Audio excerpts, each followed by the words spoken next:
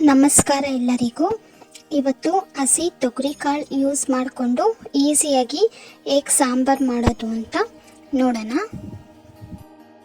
ಒಂದು ಜಾರ್ ತೊಗೊಂಡು ಒಂದು ಈರುಳ್ಳಿ ಹಾಕ್ಕೊತಾ ಇದ್ದೀನಿ.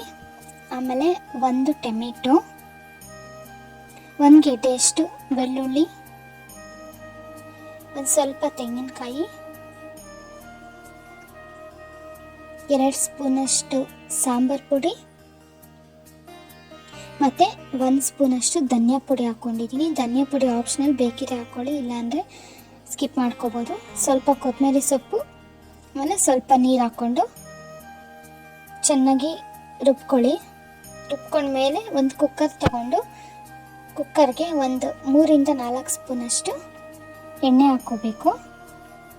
ಎಣ್ಣೆ ಬಿಸಿ ಆದಮೇಲೆ 1 ಸ್ಪೂನಷ್ಟು ಸಾಸಿವೆ, ಆಮೇಲೆ ಸ್ವಲ್ಪ ಕರಿಬೇವು ಹಾಕ್ಕೊಂಡು ಅದೆಲ್ಲ ಸಿಡಿದ ಮೇಲೆ ತೊಗರಿಕಾಳು ಬಿಡಿಸಿಟ್ಕೊಂಡಿರ್ತೀವಲ್ಲ ಅದನ್ನು ಹಾಕೋಬೇಕು.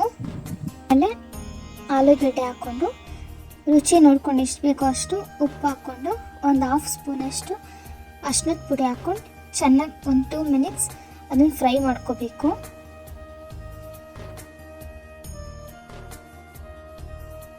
ಅದೊಂದು 2 ಮಿನಿಟ್ಸ್ ಫ್ರೈ ಮಾಡ್ಕೊಂಡ್ಮೇಲೆ ರುಬ್ಬಿಟ್ಕೊಂಡಿರ್ತೀವಲ್ಲ ಆ ಮಸಾಲೆ ಸೇರಿಸ್ಕೋಬೇಕು.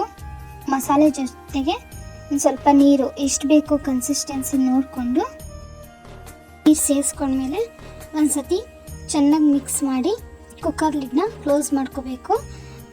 2ರಿಂದ 3 ವಿಷಲ್ ಕೂಗಿಸ್ಕೋಬೇಕು.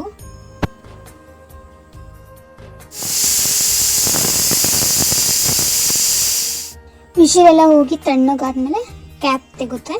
ಸಾಂಬಾರು ರೆಡಿ ಆಗಿರುತ್ತೆ. ಇನ್ನೊಂದು ಸತಿ ಚೆನ್ನಾಗಿ ಮಿಕ್ಸ್ ಮಾಡಿ ಸರ್ವ್ ಮಾಡಿದ್ರೆ ಹಸಿ ತೊಗರಿಕಾಳು ಹುಳಿ ಸಾಂಬಾರು ರೆಡಿ. ಹೀಗೆ ಇನ್ನೂ ಹೆಚ್ಚು ರೆಸಿಪಿಗಾಗಿ ಕುಕ್ ವಿತ್ ಪ್ರೀತಿಯಿಂದ ಚಾನಲ್ನ ಸಬ್ಸ್ಕ್ರೈಬ್ ಮಾಡ್ಕೊಳ್ಳಿ. Thank you for watching.